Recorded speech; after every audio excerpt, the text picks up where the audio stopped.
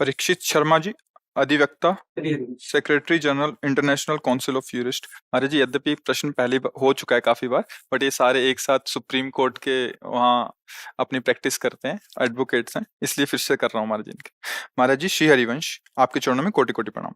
महाराज जी, हम वकालत के पेशे में हैं, अपराधी अपराध करके आता है, उसकी वकालत करना कितना उचित है? क्या ये मार्ग राधा रानी की प्राप्ति में बाधा नहीं बनेगा? नहीं, इसमें ध्यान देना है। हमें भगवान ने जो सेवा दी है, संपूर्ण सृष्टि श्री भगवान की, पहली बात ये स्वीकार है आपको? ये बात आप मानते हैं कि संपूर्ण सृष्टि का कोई ईश्वर है, कोई महान निर्णायक है, कोई है जो इस पूरी प्रकृति को अपने अधीन करके चलाता है, जिसे भगवान कहते हैं, जिसे ईश्वर कहते हैं? आपकी आस्तिकता में बात है, स्वीकार करते हैं? ठीक है।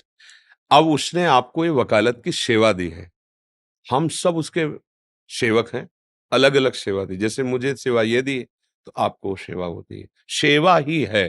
जैसे पीछे आपके बैठे हुए हैं हमारे राज कर्मचारी, इनको सेवा दी है। अधर्म करने वाले को दंड देना ये पूजा होगी, हाथ जोड़ना पूजा नहीं होगी। अगर वो चोरी कर रहा है, नीच आचरण कर रहा है, तो इनकी पूजा होगी कि भय युक्त करके उसे धर्म में चलाएं, अधर्म का त्याग करा दें, ये इनकी पूजा बन जाएगी। ऐसे ही आपको न्यायाधीश आपके वचनों के अनुसार ही न्याय करेगा, क्योंकि आपको पॉइंट और प्रमाण दोनों देने होंगे कि अपराधी है या ये निरपराधी है। दोनों पक्ष आपके हाथ में होते हैं। अगर आपको आपके अंदर की प्रेरणा, जो आत्म प्रेरणा कहते हैं, जो भगवत प्रेरणा कहते हैं, वो संबोधन करे कि ये तो अपराधी है, और आपको पॉइंट मिल रहे हैं कि अपराधी है, पर आपको निरपराधी साबित करके उसको बचाने के लिए पैसे दिए जाते हैं, अब आपको सावधान हो जाना है। अगर आप उस पैसे के लोभ में आकर उस निरपराधी को, जिसको आपका हृदय भी कह रहा है और आपका दिमाग भी कह रहा है कि, और वो पैसा आपको अच्छा दे रहा है क्योंकि वो बचना चाहता है, अब आप उस केस को अगर जिताते हैं तो अब आपका अपराध बनता है। वो धन अब आपकी बुद्धि और आपके परिवारजनों की बुद्धि को, स्वास्थ्य को और शांति को बिगाड़ेगा, पक्का। यदि आप श्री लाडली जी की कृपा से यहाँ हैं, इसका प्रश्न इस भाव से कर रहे हैं, तो शास्त्र सम्मत और हृदय सम्मत दोनों बातें है। अगर आपने पता चल गया है कि अधर्मी है ये, इसने गलत आचरण किया है, तो चाहे जो कुछ हो जाए हम इसको सजा दिला कर रहेंगे। अब पैसा मिले ना मिले, तुम निरपराध हो, हम तुम्हारा साथ देंगे, पैसा हो या ना हो, कि दोबारा कभी अधर्म आचरण ये ऐसे आप जान जो निरपराधों के साथ ना कर पाए। आपने ताकत लगा दी, उसको दंड मिला, फांसी मिल गई, आपकी पूजा बन गई। ये सूक्ष्म विषय है। अपराधी को दंड देना आपकी वाणी से होगा, आपके प्रमाण से होगा, क्योंकि न्यायाधीश केवल आपके प्रमाण को ही मानता है। आप जो पॉइंट रखेंगे, आप जो प्रमाण रखेंगे, आपको यही पढ़ाया गया है, और आपने अधर्म का पक्ष लेकर उसे धर्मयुक्त प्रमाणित कर दिया और विजय अधर्म की हुई, तो उसके कारण आप बने ना, तो फिर कारण को तो भुगतना पड़ेगा ना। इसलिए मेरी प्रार्थना है, भले नमक रोटी खाना, पैदल चलना, लेकिन धर्म से चलोगे तो एक दिन ऐसी विजय प्राप्त होगी जो इस लोक और परलोक दोनों में आपको सुख और शांति प्रदान करेगी। समय भले लगे। धर्म से चलने वाले को यह जरूर है कि बगल से आपका ही मित्र निकलेगा बढ़िया गाड़ी में, वो आप हो सकता है पैदल हो, उसके पास हर सुविधा हो सकता है, लेकिन वो सुविधा एक दिन उसके लिए ऐसे प्रपंच की रचना करेगी कि वो जीते जी जलेगा, और ये असुविधा आपकी एक दिन ऐसे सुख शांति मिलेगी कि आपका अपने परिवार में जाकर आपको उसके देख के संतोष होगा, हृदय शीतल रहेगा, और आपको भगवान का संरक्षण मिलेगा। अगर भगवान का संरक्षण है तो फिर कौन बिगाड़ सकता है? तो मुझे लगता है कि अगर आपको पता है कि यह अधर्मी है, फिर आपको साथ नहीं देना चाहिए। पर ये लग जाता है, आज की आधुनिकता को उन्नति मानने वाला हमारा दिमाग इस बात को बड़ी मुश्किल से स्वीकार कर पाएगा, बड़ी मुश्किल से। क्यों? क्योंकि जो अधर्माचरण करने वाले होते हैं उनके पास धन की बाहुल्यता होती है, पढ़ाई की है, पैसा लगाया है, पैसा मिल रहा है, हमें क्या है, बस यही सावधान रहना है। आप कृपा पात्र जन हैं, नहीं तो आपको संतों से या शास्त्रों से, उससे ज्यादा संबंध नहीं। आपको वकालत से और धन से संबंध, आज की जो आधुनिक बुद्धि है। पर आप कृपा पात्र भगवान के हैं। आप यहाँ वृंदावन आए हैं और अपने विषय को निर्विकार करने के लिए आप प्रश्न कर रहे हैं कि निर्दोष वृत्ति से हमारा जीवन कटे, तो आप हमारी प्रार्थना मान लेना। वो पैसा आपका लोक परलोक सब खराब कर देगा।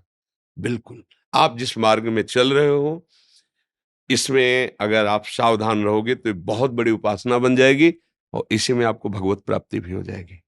आप अपने कर्तव्य का पालन करते हुए नाम जप कीजिए। भगवान का सपोर्ट बहुत बड़ा सपोर्ट होता है, हम लोग जान नहीं पाते।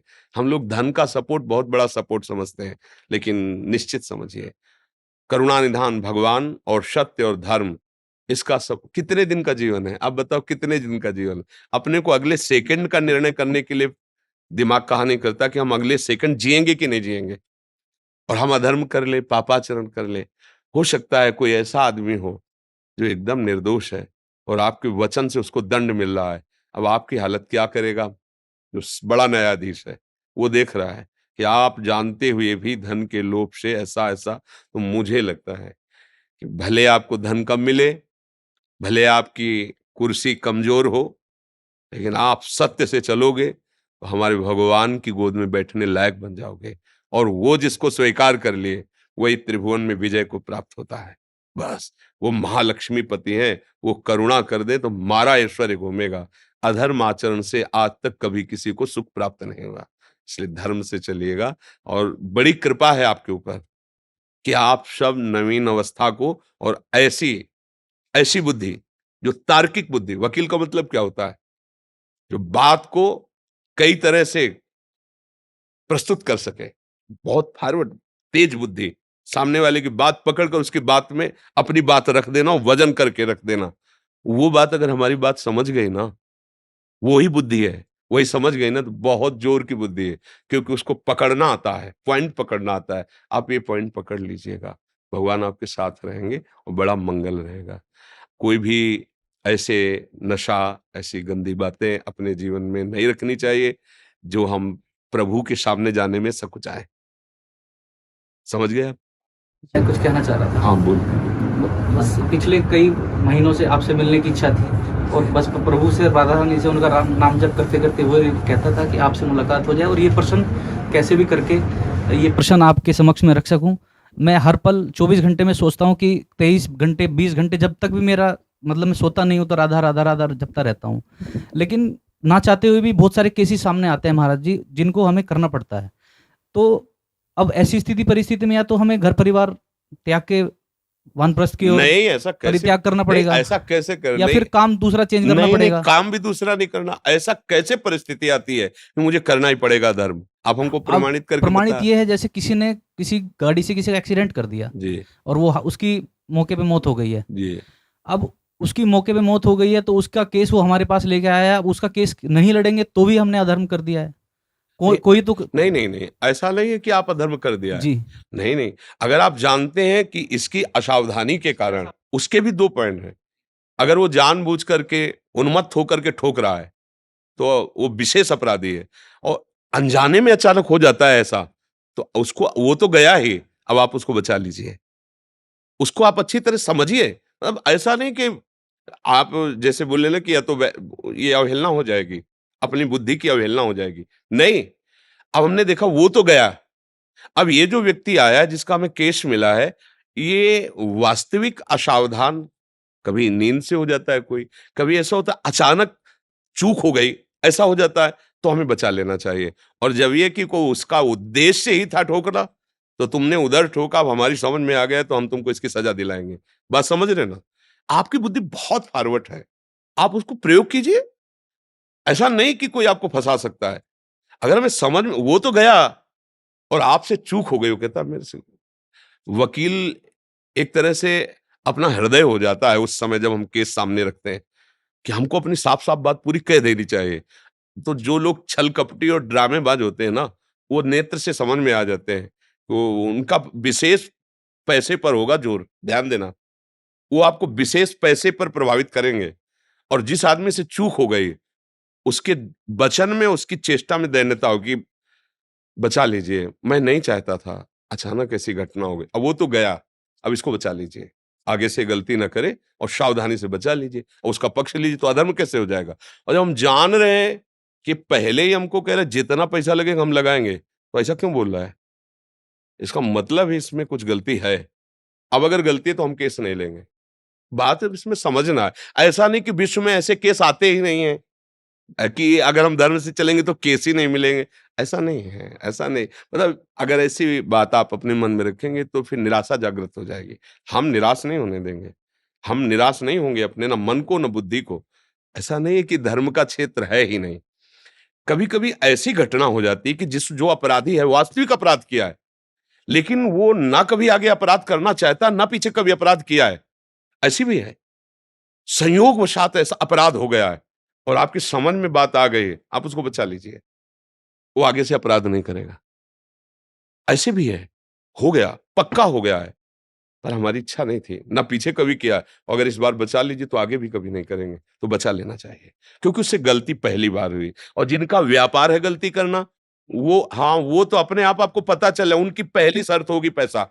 ध्यान देना, जो विशेष अपराधी होते हैं, जिनका केवल व्यसन ही होता है यही, तो उनकी बात होगी पहले आपके सामने ये शर्त रखी जाएगी, आप जितना चाहें। बस वहाँ समझ लीजिए कि अब यहाँ ये आता जानकारी है महाराज जी, हाँ, बस लेकिन उसको हम ठुकरा ही देते हैं, हाँ, बस उसको हम ठुकरा ही देते हैं। जी। महाराज जी, जैसे मैं नाम जप करता हूँ तो उसके बाद मैं विचलित रहता हूँ, बहुत ज़्यादा विचलित रहता हूँ मैं, 2-2 3-3 घंटे तक, 4-4 घंटे तक। मेरा जो कंट्रोल नहीं रहता दिमाग बिल्कुल भी। देखो इसको बात समझना होगा, नाम एक तेजाब है। वो जब मन में जाता है तो उसकी वासनाओं को भस्म करता है। मन की जो ताकत है हमें परास्त करने की, वो है वासना। वो वासना के द्वारा हमको अधीन किए हुए है और जब नाम जाएगा तो वासना को भस्म करता है। तो एक जलन पैदा होती है, जितनी गंदगी होती है वो सामने आती है। भजन ना करने पर तुम्हें उतनी गंदगी नहीं लगेगी और जहां भजन आपने शुरू किया तो आपके गंदे विचार, गंदे आचरण जितना जमा वो सब सामने आना शुरू हुआ। वो आपको परास्त करने की चेष्टा कर रहा है, आपको हटना नहीं है। यही नाम उसको भस्म कर, आपको विचलित नहीं होना, थोड़ा समझना है। जैसे 1 लाख मैसेज किसी ने हमको किए हैं उसी नंबर से और हम डिलीट शुरू करें एक-एक, तो हमें 1 लाख बार वही व्यक्ति का मैसेज दिखाई देगा। अब हम लगेंगे कि क्या हम इतने आधा घंटा से डिलीट करें, अभी तक डिलीट ही नहीं हुआ क्या?